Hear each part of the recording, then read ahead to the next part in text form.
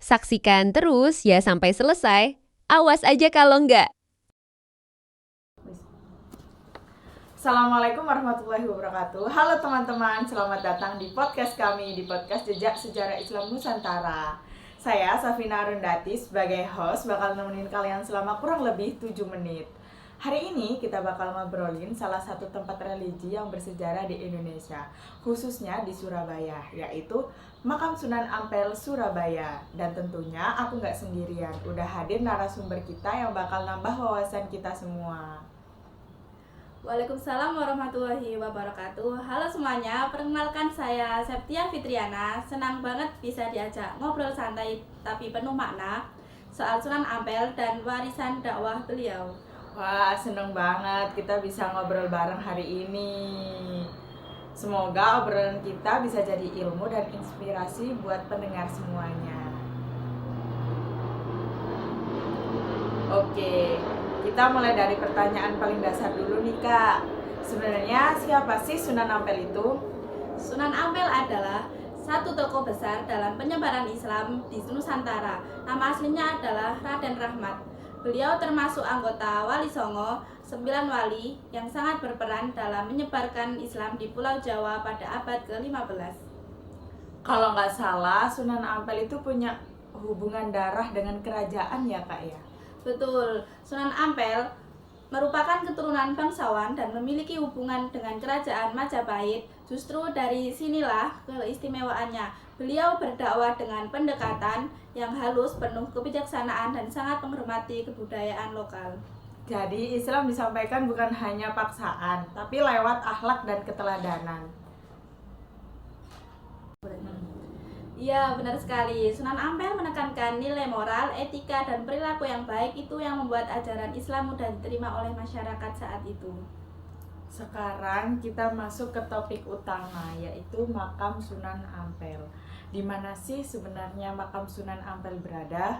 Makam Sunan Ampel terletak di kawasan Ampel, Surabaya dan menjadi bagian dari kompleks Masjid Ampel yang juga sangat bersejarah. Dan sampai sekarang masih ramai dikunjungi ya? Sangat ramai, bukan penziarah dari Surabaya, tapi juga dari berbagai daerah Indonesia, bahkan dari luar negeri. Menurut kakak, kenapa makam ini punya daya tarik yang begitu besar? Karena Sunan Ampel hanya tokoh sejarah, tapi juga simbol dakwah yang damai. Orang datang bukan hanya untuk berziarah, tapi juga untuk merenung, berdoa, dan mengambil teladan dari perjuangan beliau. Kalau kita bicara tentang dakwah Sunan Ampel, apa sih nilai utama yang beliau ajarkan untuk kita?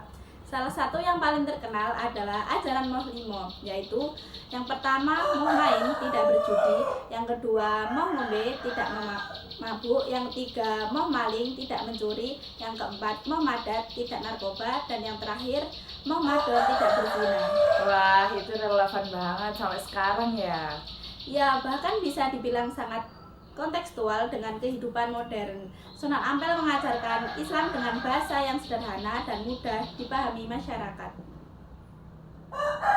Beliau juga mendirikan pesantren kan Kak? Benar, pesantren Ampel Denta adalah satu pusat pendidikan Islam pertama di Jawa. Dari sanalah lahir murid-murid seperti Sunan Giri, Sunan Bonang, dan lainnya.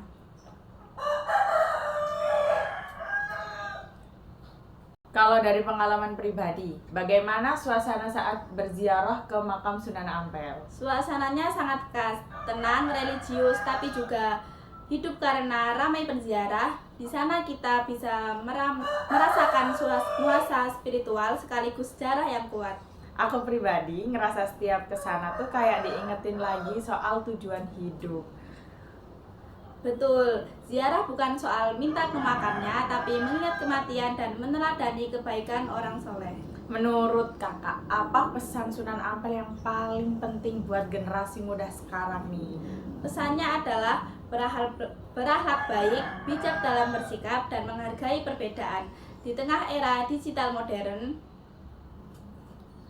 nilai-nilai justru makin penting. Jadi dakwah itu bukan cuma ceramah, tapi juga sikap sehari-hari. Iya, kalau anak muda Bisa mencontoh cara Sunan Ampel berdakwah, lembut, cerdas, dan toleran Islam akan selalu dipandang indah.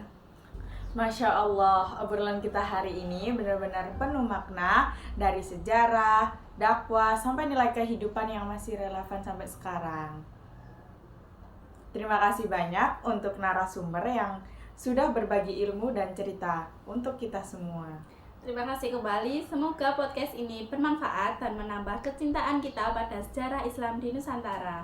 Amin, teman-teman. Semoga setelah mendengar podcast ini, kita nggak cuma tahu tentang makam Sunan Ampel, tapi juga bisa menteladani akhlak dan perjuangan beliau. Saya Safina Rundati, pamit undur diri. Wassalamualaikum warahmatullahi wabarakatuh. Wassalamualaikum warahmatullahi wabarakatuh.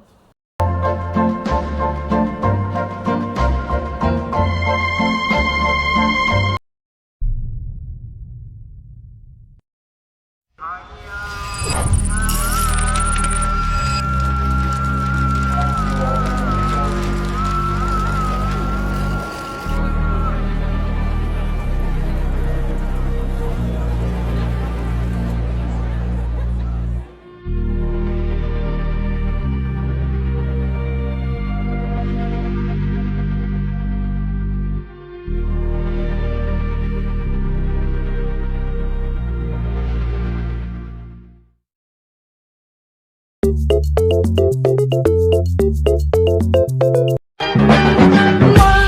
is the loneliest number that you'll ever do. Two can be as bad as one. It's the loneliest number since the